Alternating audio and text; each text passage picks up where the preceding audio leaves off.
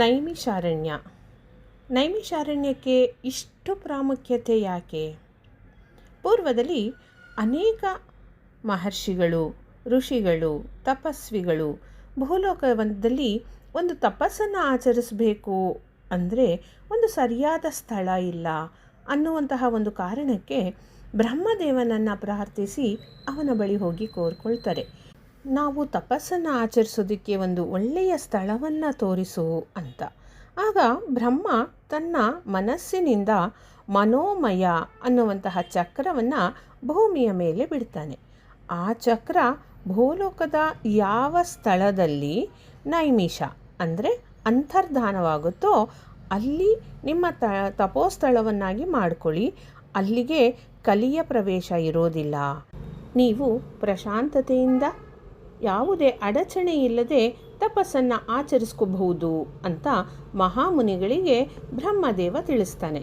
ಹಾಗೆ ಹೊರಟಂತಹ ಮನೋಮಯ ಚಕ್ರ ಒಂದು ಅರಣ್ಯದಲ್ಲಿ ನೈಮಿಷವಾಗುತ್ತೆ.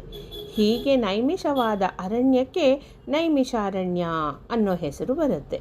ಈ ಅರಣ್ಯದಲ್ಲಿನೇ ದ್ರೌಪದಿಗೆ ಸೂರ್ಯ ಭಗವಾನ್ ಅಕ್ಷಯ ಪಾತ್ರೆಯನ್ನು ಕರುಣಿಸಿದ್ದು, ಶ್ರೀರಾಮ ಸ್ವರ್ಣ ಸೀತೆಯನ್ನು ಪಕ್ಕದಲ್ಲಿರಿಸ್ಕೊಂಡು ಅಶ್ವಮೇಧ ಯಾಗ ಮಾಡಿದ್ದು, ಷಟ್ಶಾಸ್ತ್ರಗಳು, ಉಪನಿಷತ್ತುಗಳು, ಅಷ್ಟಾದಶ ಪುರಾಣಗಳು, ಉಪಪುರಾಣಗಳು ರಚನೆಯಾಗಿದ್ದಂತಹ ಸ್ಥಳ ಇದು.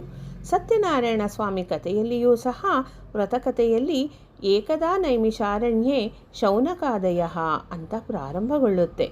ಇದು ಒಂದು ಅರಣ್ಯ ಪ್ರದೇಶ, ಪ್ರಶಾಂತವಾದ ಜಾಗ, ಸದ್ದು ಗದ್ದಲವಿಲ್ಲದೆ ನದಿ ತೀರ, ಮರ ಗಿಡ ಬಳ್ಳಿ ಪಕ್ಷಿಗಳಿಂದ ತುಂಬಿತ್ತು.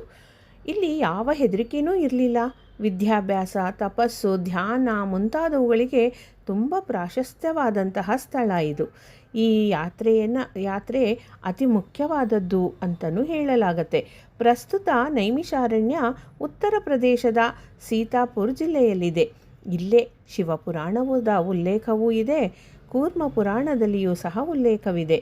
ಈ ಯಾತ್ರೆ ಒಮ್ಮೆಯಾದರೂ ಈ ಸ್ಥಳದಲ್ಲಿ ನಡೆದಾಡಿದ್ರೆ ಎಷ್ಟೋ ಪುಣ್ಯ ಬಂದಂತೆ. ಹಾಗಾಗಿ ಒಮ್ಮೆಯಾದರೂ ನಮ್ಮ ಜೀವನದಲ್ಲಿ ನೈಮಿಷಾರಣ್ಯಕ್ಕೆ ಭೇಟಿಯನ್ನು ಕೊಡೋಣಂತೆ.